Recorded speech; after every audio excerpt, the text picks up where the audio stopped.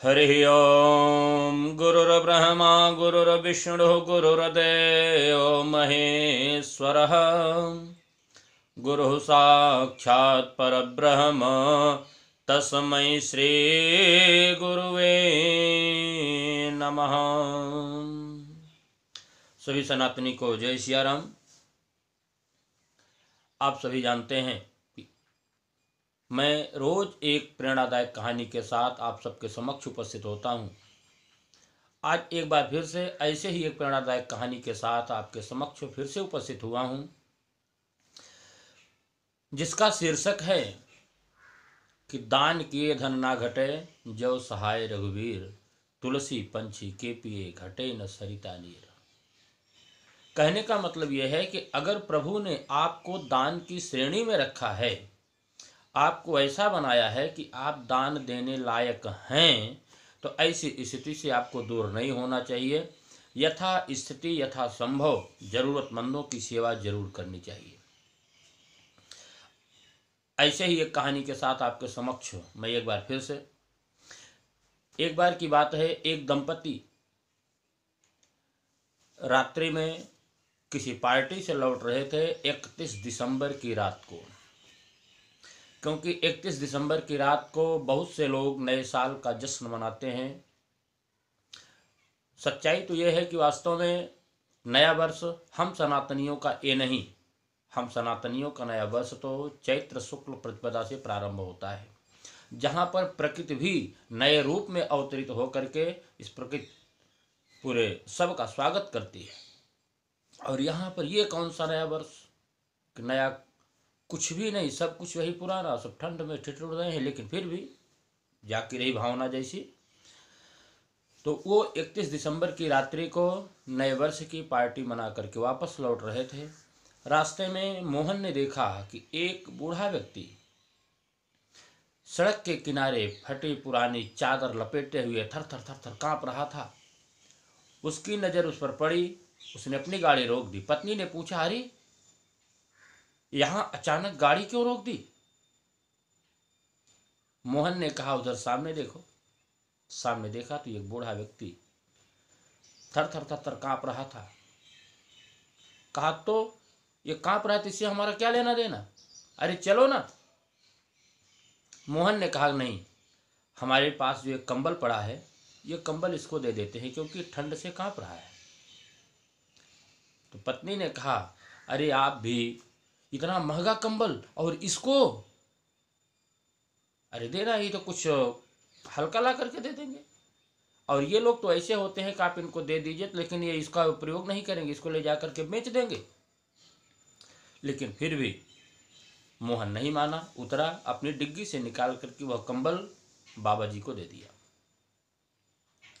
और वहाँ से चल पड़े। और इनकी पत्नी अपना मुंह बना करके बैठी है, बताइए इतना महंगा कंबल हमने उसको कहाँ से खरीदा था, कितने में खरीदा था, लेकिन ऐसे बूढ़े बाबा को दे दिए। और ये लोग ऐसे ही होते हैं। अपना बड़बड़ाती हुई घर तक पहुंची।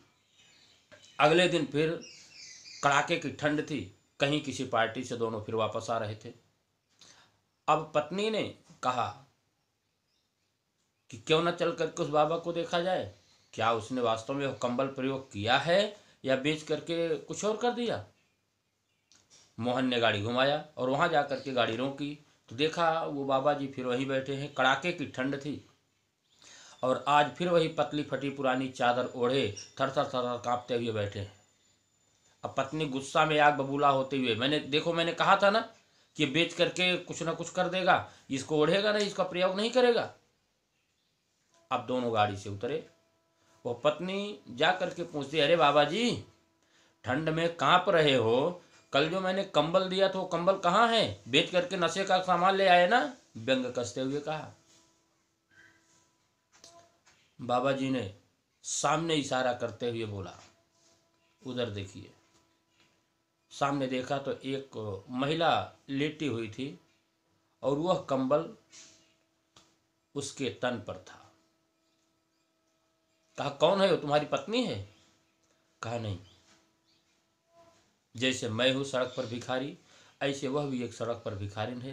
लेकिन हमारे और उसमें अंतर यह है कि वह पैर से विकलांग है, चल नहीं सकती, उसके पास कपड़े भी नहीं है, जो कपड़े हैं कई जगहों से फटे हैं, लोग भीख देते समय भी उसको गंदी नज़रों से देखते हैं, और ऊपर से ठंड।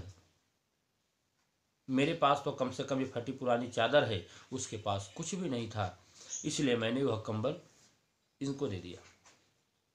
इतना सुनते ही वह महिला हतप्रभ रह गई कि अरे, हम तो ये सोच रहे थे कितना महंगा कंबल हम इनको दे दे, नशे का सामान ले आएंगे, लेकिन ये तो हमसे बहुत आगे हैं, हमारे पास जो धन सामग्री है उसका धिक्कार है मुझे, हमें अपने पास होते हुए भी मैं इनकी सेवा नहीं कर पा रही हूँ, और ये इतने बड़े सेवक, इतने बड़े दानी कि इनके पास कुछ नहीं है, लेकिन अपना सर्वस्व लुटाने के लिए तैयार हैं। वहीं से इनको सीख मिलती है और धीरे से आकर के अपने पति से बोलती हैं कि सुनिए जी, घर चलते हैं और एक जो दूसरा कंबल रखा है ना, वो ला करके बाबा जी को दे देते हैं। मोहन मुस्कुराता हुआ घर आया और दूसरा कंबल ले जाकर के बाबा जी को दिया। तो कहने का मतलब यह है कि अगर आपको भगवान ने देने लायक बनाया है तो ऐसे जरूरतमंदों की सेवा जरूर करनी चाहिए। इसीलिए कहते हैं, गोस्वामी बाबा जी ने कहा है कि तुलसी पंछी के पिए घटे न सरिता नीर, दान किए धन ना घटे जो सहाय रघुवीर। अगर आप ऐसा करते रहेंगे तो आपको भी कभी धन की कमी ना होगी, क्योंकि उनकी जो दुआ लगती है वो आपको आशीर्वाद देती है। वह आशीर्वाद आपको मिलेगा जिससे आप दिन दूना रात चौगुना वृद्धि क्रम को प्राप्त होते रहेंगे। हाँ, इतना जरूर ध्यान देना चाहिए कि दान देते समय यह विचार कर लेना चाहिए कि कौन पात्र है और कौन अपात्र है। दान हमेशा पात्र को देना चाहिए कि जो सामग्री आपके पास है उसका सदुपयोग कौन करेगा। सदुपयोग करने वाले को दान हमेशा देना चाहिए और दुरुपयोग करने वाले को नहीं देना चाहिए। इसी के साथ अपनी वाणी को विश्राम। और अगर कहानी आपको अच्छी लगी हो तो इसे आगे भी शेयर करें, चैनल को सब्सक्राइब करें, बेल आइकन दबाएं, जिससे नई नई कहानियाँ आपके समक्ष उपस्थित होती रहें। जय सिया राम।